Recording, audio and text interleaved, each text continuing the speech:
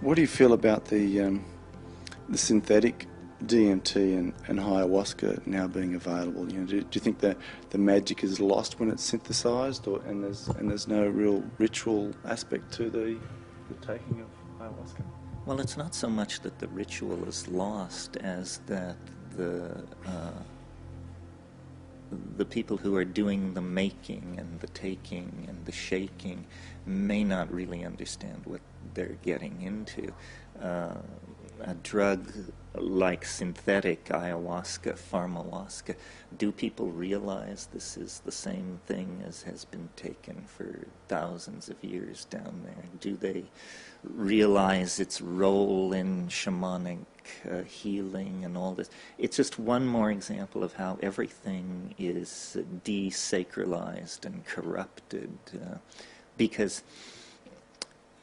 first ayahuasca has never been heard of, and the next thing you know, everybody wants it because it's all anybody's talking about.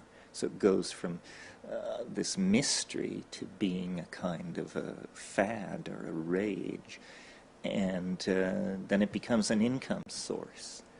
And once it becomes an income source, it's a commodity like journalism, sex, aluminum, whatever is being peddled on the open market. I would prefer to see ayahuasca remain at the status, let's say, of peyote, in the, where the native peoples who are into it sort of keep the faith, understand how to make it, and talk about it. And when there's a question as to what it all means, then you go back to those native people and listen to their myth and all that. Mm. There is data to show that ayahuasca is medically effective against malaria and intestinal parasites and things like that. So really, it's a basic part of this native medical system. And if instead of trying to put everybody in prison, we actually